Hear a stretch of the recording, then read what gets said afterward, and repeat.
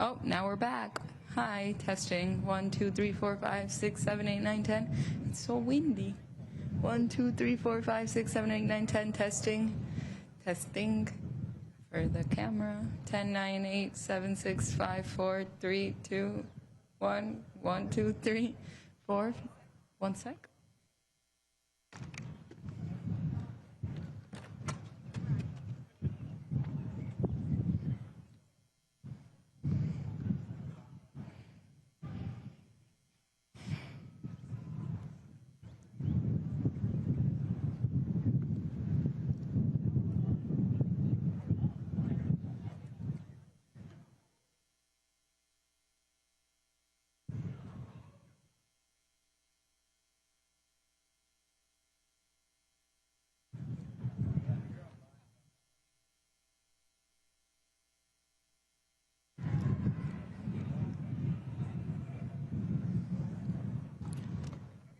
Start over. Okay.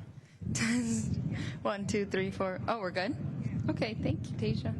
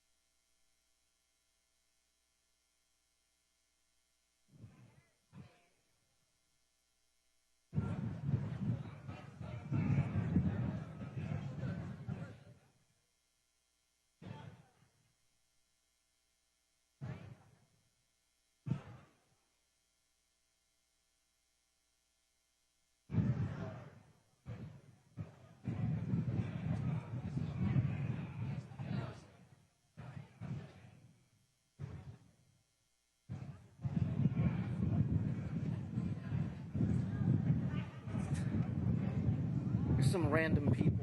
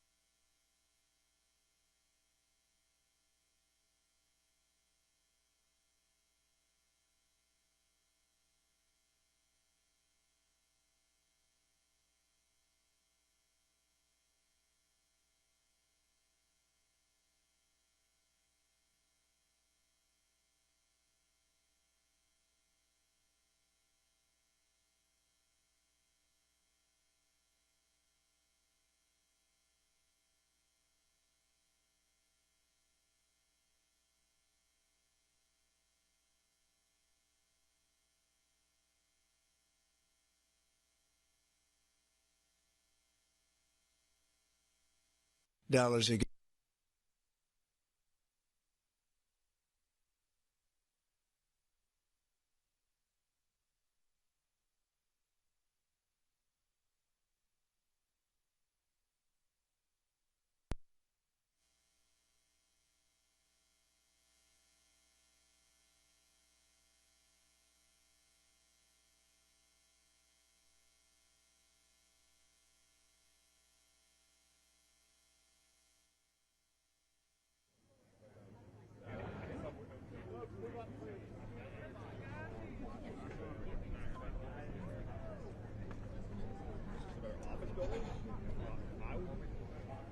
I would go in the Capitol and go down, and then right down below, because everybody has to come in, because they go to different offices. Everybody has to go to the Capitol. Taking questions? They were usually in this room. Yeah, in this room, if they just walk away again.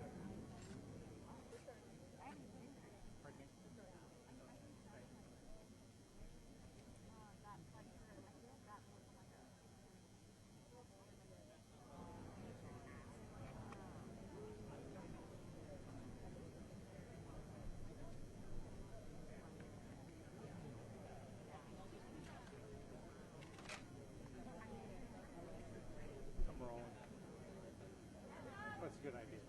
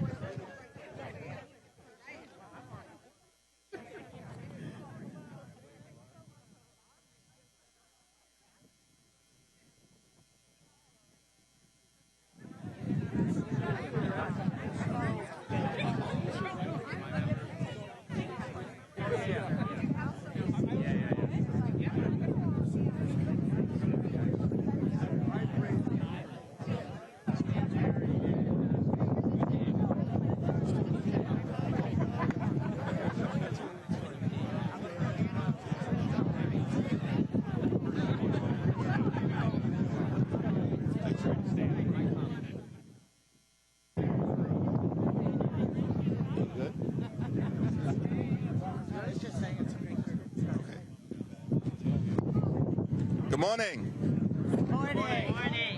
Thank you to my Democratic colleagues for your presence, for your unity, for your strength, and for your leadership. I'm deeply appreciative that we've been joined today by three extraordinary, hardworking American taxpayers, Heather, Jackie, and Jonna, whose lives are being upended by the government shutdown and the Republican health care crisis. And they are here to tell their stories. Donald Trump and Republicans in Congress have shut down the government 15 days ago. And they haven't done a damn thing since to try and reopen it. House Democrats are here, reporting for duty. We are ready, we are willing, and we are able to negotiate a bipartisan spending agreement that actually meets the needs of the American people, reopen the government, and decisively address the Republican health care crisis.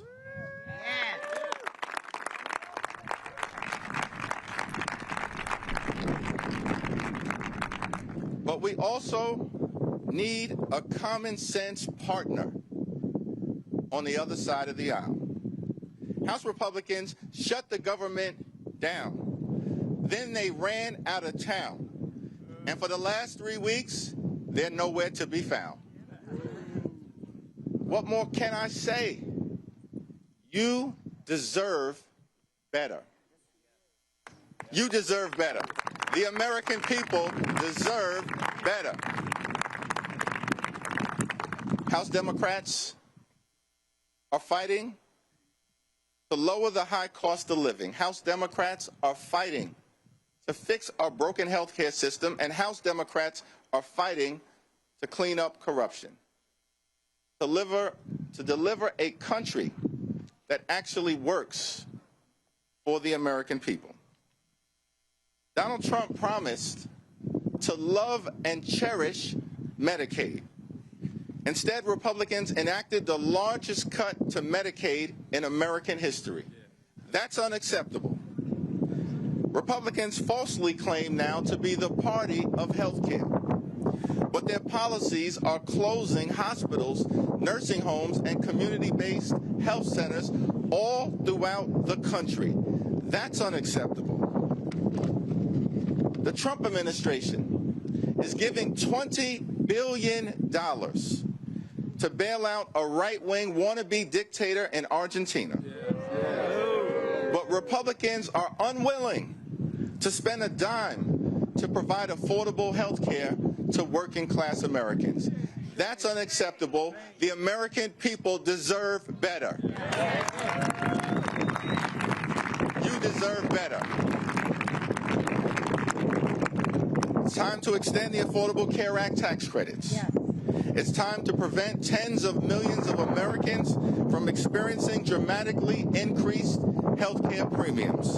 It's time to make sure that every single American can afford to go see a doctor when they need one. It's time to reopen the government and stand by our hardworking, patriotic federal workers, and it's time to do all of that right now. No further delay. House Republicans need to get back to work. House Democrats are in this fight for working class Americans. We are in this fight for rural America. We are in this fight for urban America. We are in this fight for suburban America. We are in this fight for small town America. We are in this fight for the heartland of America. And we are in this fight for black and brown communities all across America. House Democrats and Senate Democrats are in this fight until we win this fight on behalf of the American people. Cancel the cuts. Lower the costs. Save health care. It is now my honor to introduce a registered nurse and a principled health care provider from the great state of Connecticut, Heather Roth.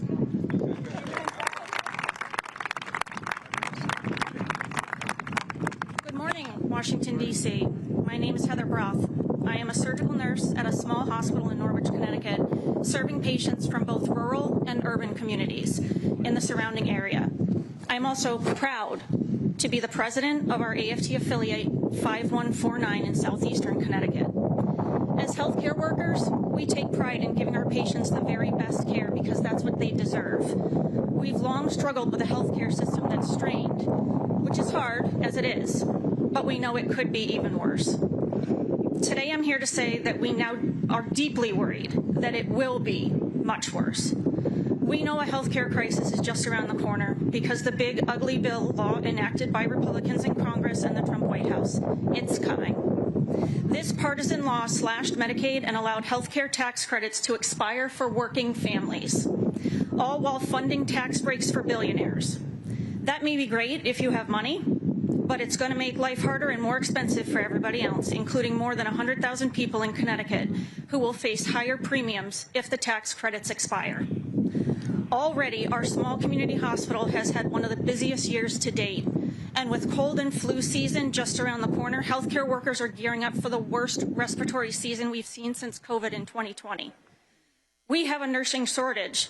It currently takes months to see a primary care provider and forget about getting an appointment with a specialist in under 6 to 12 months. We have patients sleeping on stretchers in our emergency rooms overnight and on stretchers in hallways while waiting for other patients to be discharged. Sometimes we count up to 30 patients sleeping on those stretchers. We call those dynamic days.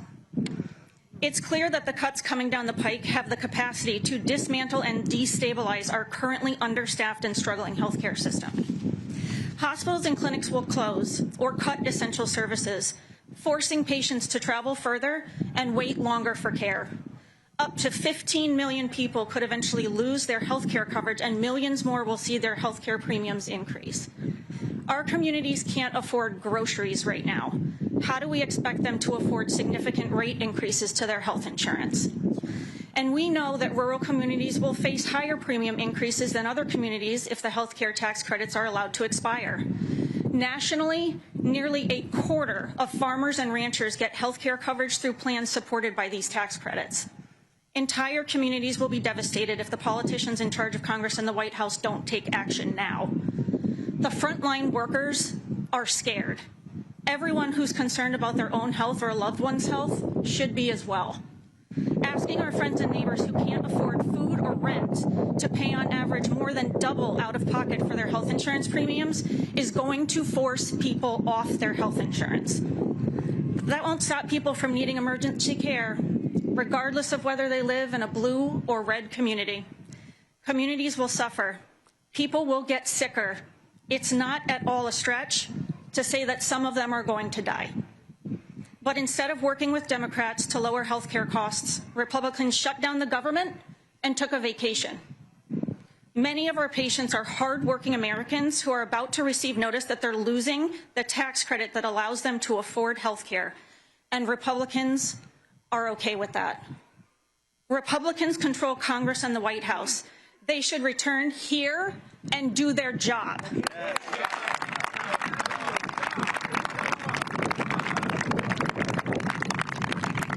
They should end this government shutdown and work with Democrats to rescue the health care that's now at risk. Our patients and communities deserve no less. And now it is my pleasure to yield to one of my siblings in this fight, Jackie.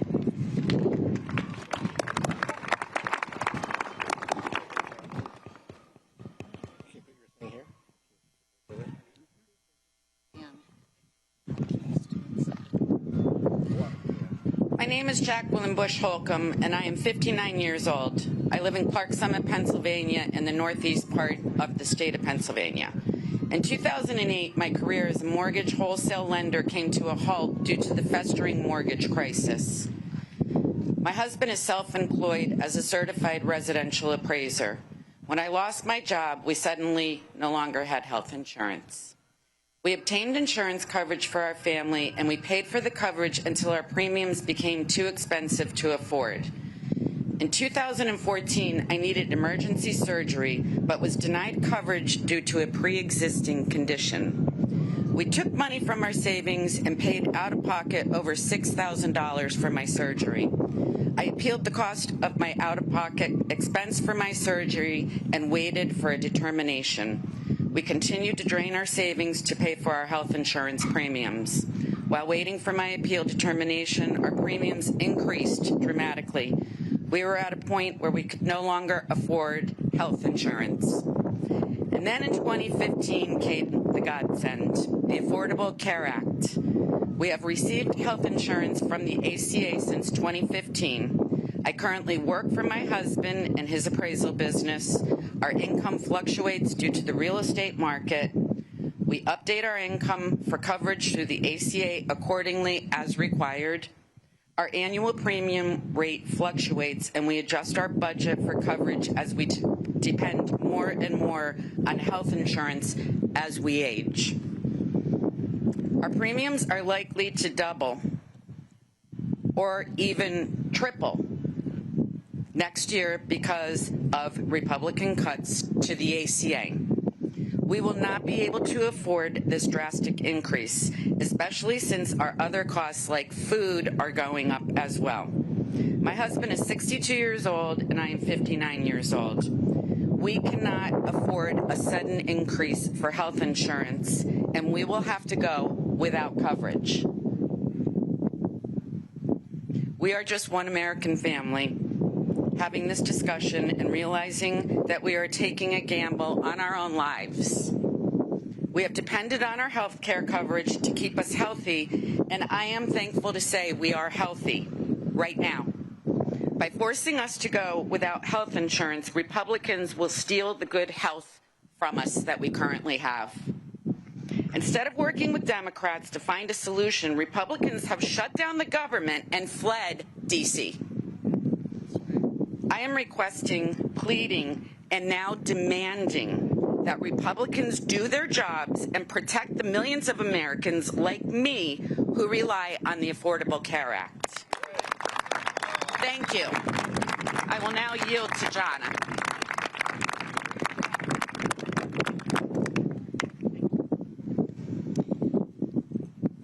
My name is Jana Higgins-Fries, and my family has lived, farmed, and worked in Iowa since the 1850s. I'm here today as a private citizen and mother of 2 kids with critical and chronic illnesses who use Medicaid.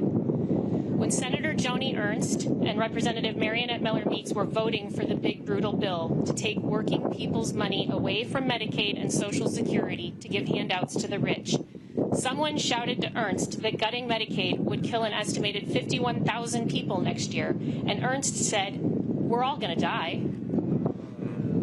My babies were both sick. My babies were both sick from the instant they were born in Iowa City. My older son already died. He was born in cardiac arrest. I lay in the silent delivery room while the doctors and nurses were scared, waiting to see whether my kid could be resuscitated. So I don't need my elected officials to tell me that we're all going to die. I need representatives like Miller-Meeks to stop stealing the money that helps my kids have a good life.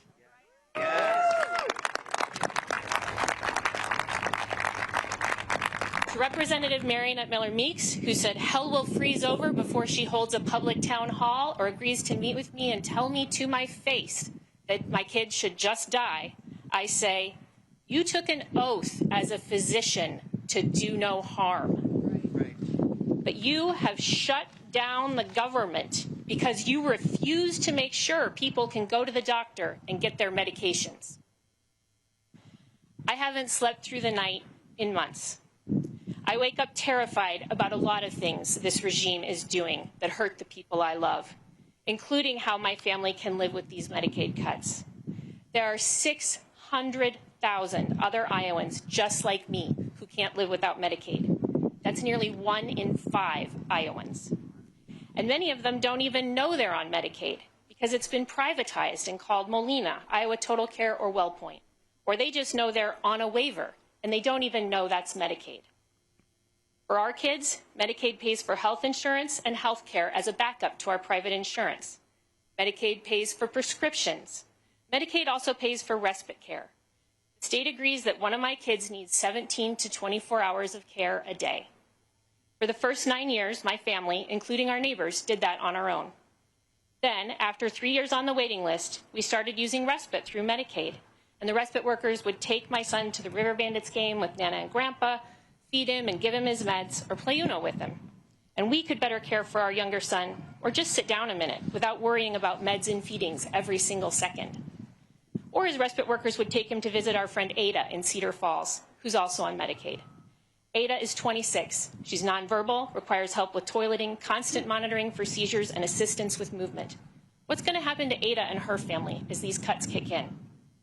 Now, my son is living in a group home, which has been so good for him and for us. And already, before the cuts, there's an 8-year wait list to get Medicaid that supports housing.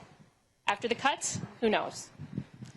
I did 2 years of AmeriCorps National Service, and my father and grandparents served in the military in World War II to defend government of, by, and for the people, not a government of, by, and for the billionaires. Right.